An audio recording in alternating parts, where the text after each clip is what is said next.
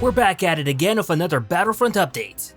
In today's video, I wanted to give a recap of several news stories that I think should be of interest to many. Whether you're a fan of instant action, Easter eggs, private matches, or keen on learning about the latest Battlefront 3 related rumor, then there should definitely be something for you in here. In addition to that, we'll also check up on DICE's progress and see if the March game update, which was originally planned to be releasing this week, will still be dropping with or without any delay. DICE did say they would keep us updated on the situation, and so far they've stayed true to their word.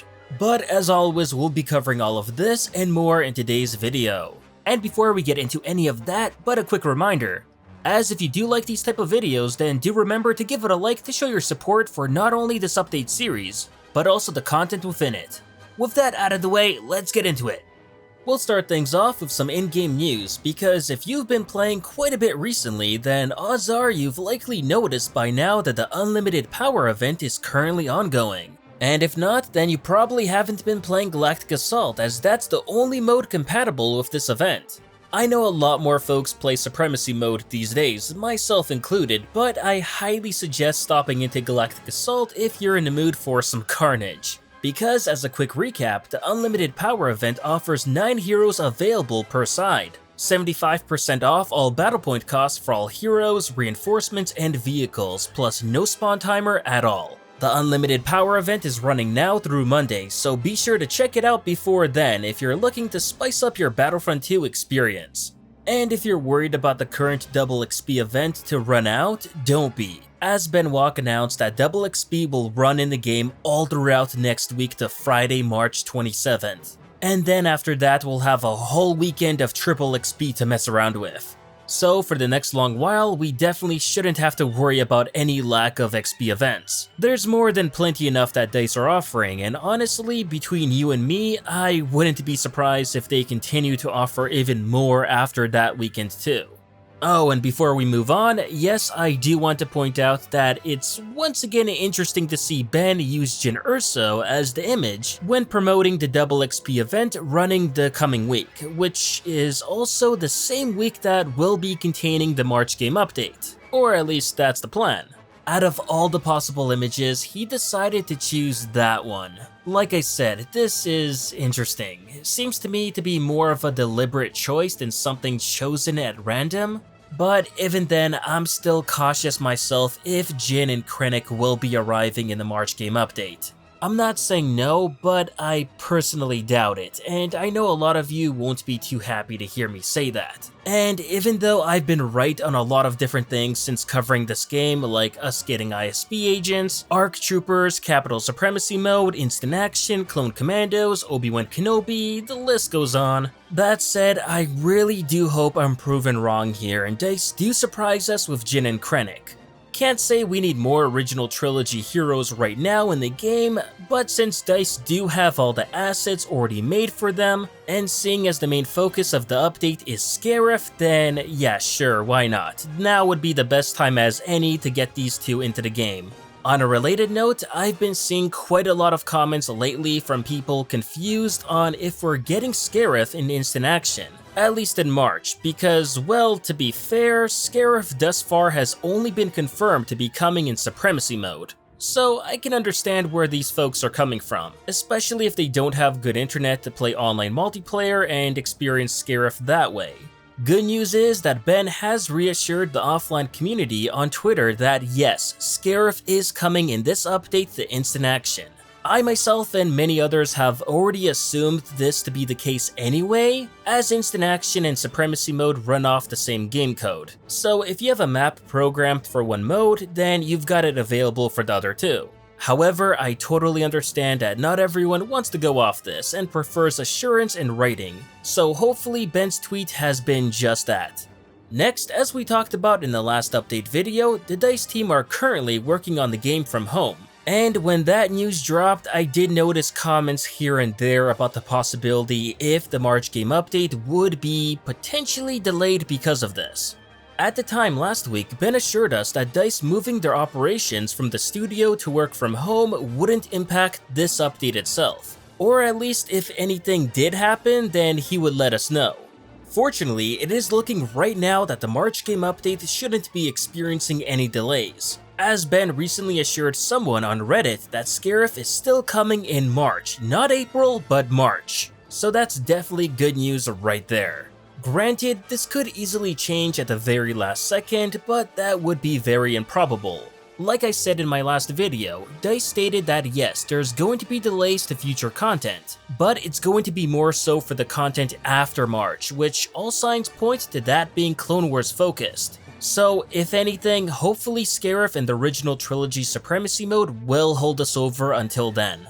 And while on the topic of in-game news, as a nice little recent discovery, Reddit user Scorpion5437 supposedly spotted a neat little never-before-seen Easter egg in the Battlefront 2 campaign mode, which involves an invincible protocol droid that fights back aboard the Rebel MC-80 in the opening level.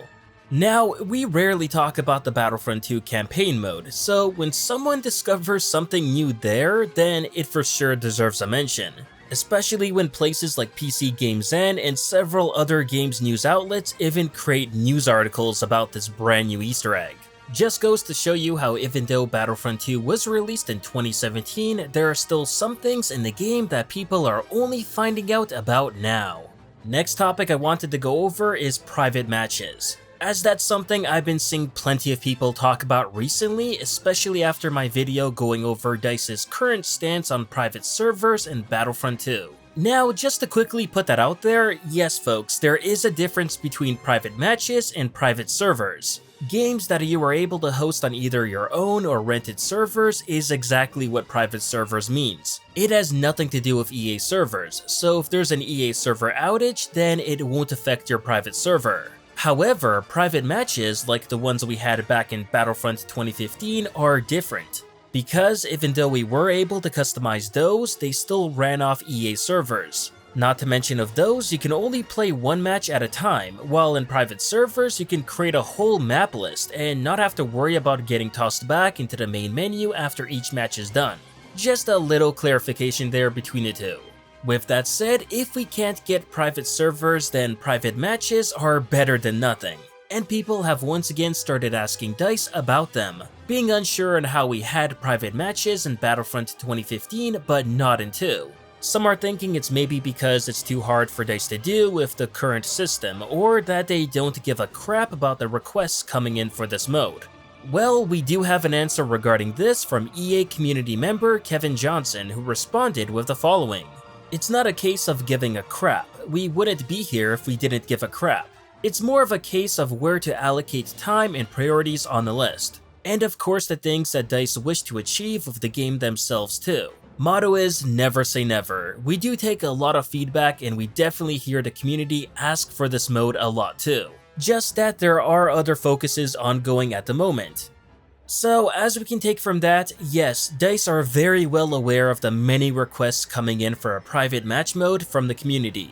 But just at this moment in time, they're far too busy with other parts of the game. And with them having to work from home and not having all that expensive equipment and software readily available, then it's for sure going to make things like developing a foundation in the game code for private matches a much more longer process than usual.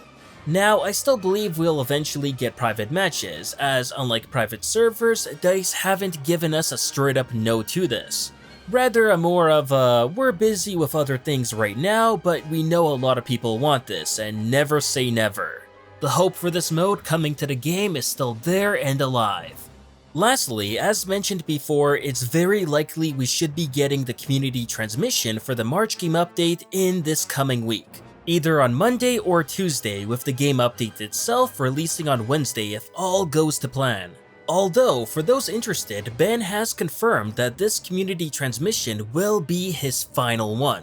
After this update, he will be leaving the community manager position for someone else. And it's not a guarantee if community transmissions will still be a thing under someone else, because we never did get them with the previous community manager before Ben showed up. As for Ben himself, like many of you are aware by now, he's going to go into a producer role at DICE, but not for Battlefield 5 or Battlefront 2 from what we know, but rather on an unnamed project. Now, as for what this project is, we at this time have no specific details on it. And in all honesty, we shouldn't even know it exists altogether. Fortunately, we do, all because of a leak thanks to the Bespin Bulletin. And for those who don't know, Bespin Bulletin are a group of leakers who are a pretty big name in the Star Wars leaking scene, as they were also involved in leaking pretty much all of the Rise of Skywalker before its release. Anyway, Bespin Bulletin have reported that DICE, in addition to a new Battlefield game, are also working on a second unnamed project, and in their leak hinted that this may in some way be related to Battlefront 3. Now, we all heard from Kotaku that EA not too long ago cancelled a Battlefront spin-off game that was being made by EA Vancouver called Project Viking. And before that news, we had absolutely no idea that a game like that was even being made at all until it got cancelled. So it comes of little surprise here that if DICE's secret project is a Battlefront 3 or something else Star Wars related, then it makes perfect sense on why we haven't heard anything about it until this leak. And judging how Ben's main work at DICE has been primarily on Battlefront 2, and really thanks to that has seen him earn a promotion, then it wouldn't be out of the realm of possibility if Ben is going to be a producer on a secret DICE Star Wars game. Now, whether that turns out to be Battlefront 3 or not, we'll have to wait and find out. But that'll do it for this Battlefront update. And as always, if you enjoyed this video, please like, share, and subscribe to the channel to not only support it, but keep up with Star Wars news, gaming, and canon lore released every week.